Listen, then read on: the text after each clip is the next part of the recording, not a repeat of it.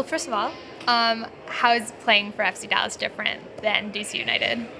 Yeah, I mean, the obvious is, two different conferences, um, a little different, definitely a different style. Um, I think FC Dallas is kind of like the national team in the sense of like, assistant coach from the national team goes to FC Dallas, has a couple national team players, plays a very similar system to the national team. Um, but overall, I mean, I've been really welcomed in Dallas by the fans, by the staff, by the organization, and to be honest with you, just really happy, kind of with my situation at the moment. Yeah, and you could tell on the pitch, I feel you've developed quite a chemistry with Jesus Ferreira. Can you explain a little bit how that came about so quickly? Um, yeah, I mean, first, I say it all the time. Jesus he's an amazing player. His soccer IQ is really really high. He has an amazing future, and obviously right now is killing it in the league. But I think just playing, being with him from the national team and kind of getting chemistry with the national team, getting games with him in training, being on the same page as far as what we want to do offensively, defensively. Our characteristics as players kind of match really well with what we're trying to do, and he's great. I mean, he's one of those guys that could do it all. He could score, he could pass, he can come off the line, he can stay kind of with the center back. So he's made my life really easy, really nice transition, and obviously I'm reaping the benefits of kind of playing with him this year. Is it differently playing together in the national team than it is at Dallas? No, it's not. Really? That's the thing. That's the thing. We have very, very similar systems.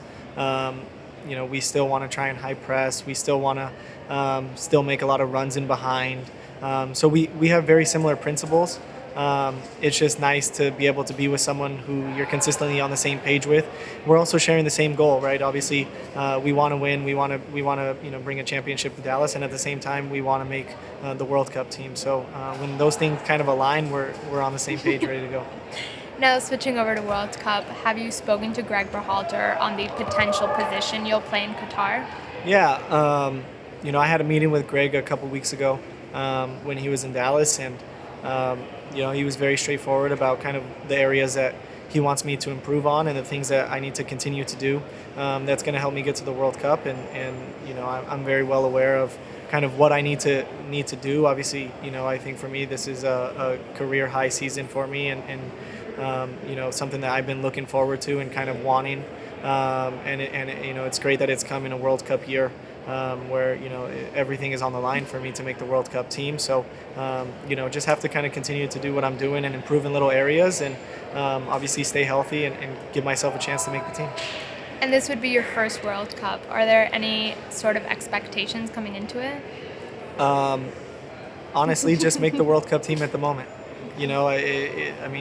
It's funny we talk about the World Cup, but really my mentality is just trying to go day by day and game by game, and stay healthy and do the right things, take care of my body. I think if I can focus on all those small things, eventually I can get to my bigger goal, rather as looking at the bigger goal and then trying to figure out, how am I going to get there 3 months ahead.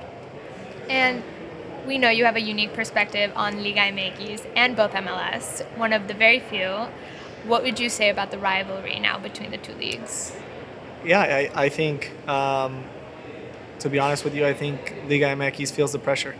I think the MLS has everything to gain and nothing to lose. As a player, a part of the league, and also a player that's played in Mexico for years, it's exciting times. It really is, and I'm super honored to be here and be a part of the MLS All-Star team, and I look forward to winning on Wednesday.